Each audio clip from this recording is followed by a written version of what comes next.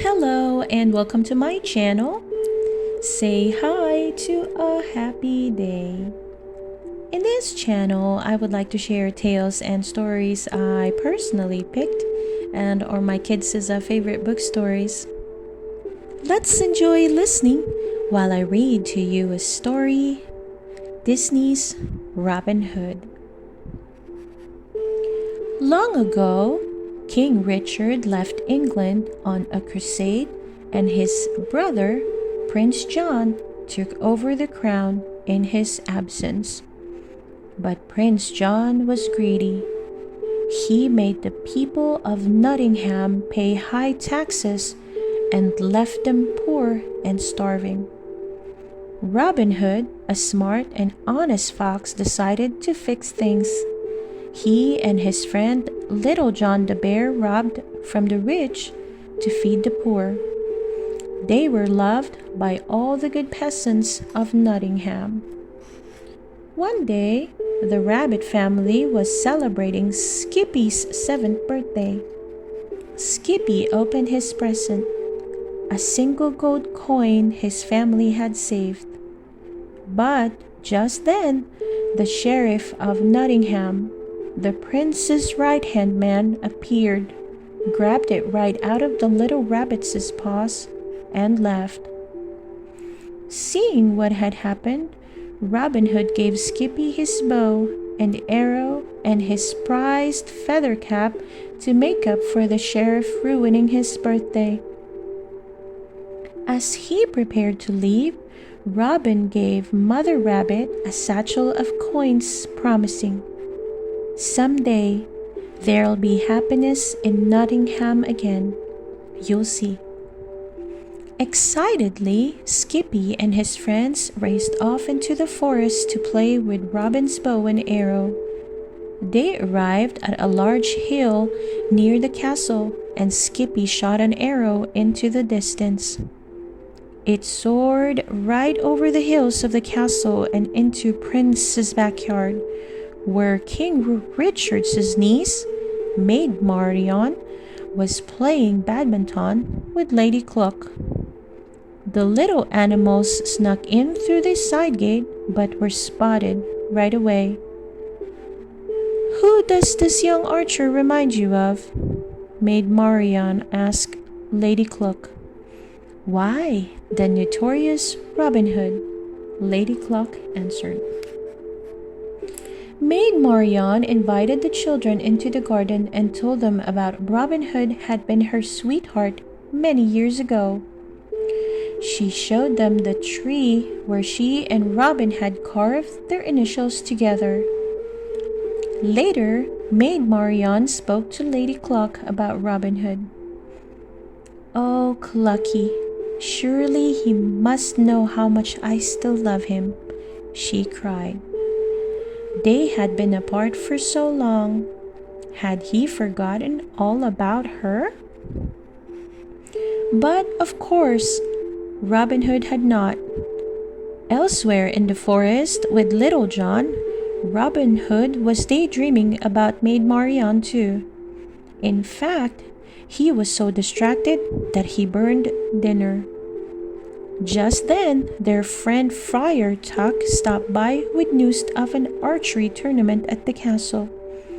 There would be a special prize, a kiss from Maid Marian. Although he knew the castle would be full of his foes, Robin was determined to enter. "Faint hearts never won fair ladies," he said. "Fear not, my friends. This will be my greatest performance." Meanwhile, the castle prepared for the tournament. Horns were blaring, streamers were strung, and the parade of animals marched through the castle gates, carrying flags and instruments. Inside the castle, Prince John was working on a plan. The whole competition was a way to capture Robin Hood once and for all. "My trap is baited and set, and then revenge. I'll show him who wears the crown." Robin and Little John put on disguises so the royal guards would not recognize them. Dressed as a bird, Robin Hood gave Maid Marian a flower before the competition. As he looked deep into her eyes, she knew it was him instantly, despite his disguise. "I wish you luck with all my heart," she whispered to him. Robin Hood soon took the lead in the tournament. As he got ready to take his final shot, the Sheriff of Nottingham pushed him, but Robin quickly righted himself and won the competition. Robin approached the throne for his prize, but Prince John had figured out his secret, and he stripped Robin of his disguise in front of the crowd. The guards seized him. Maid Marian pleaded with the prince to spare Robin's life.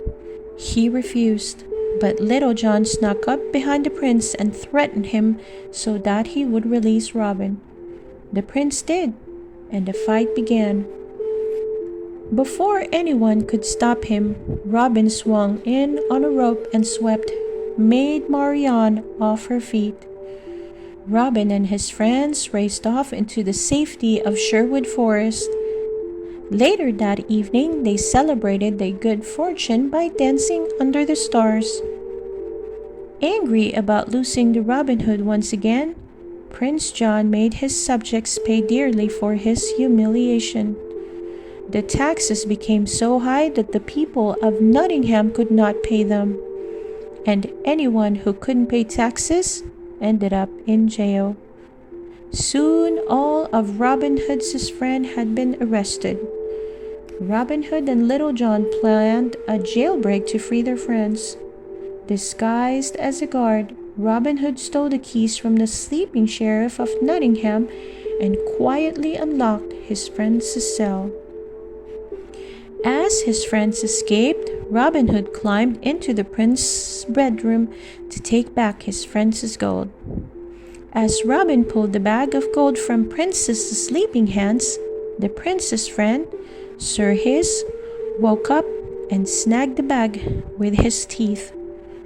The noise alerted the guards, and they began to attack Robin.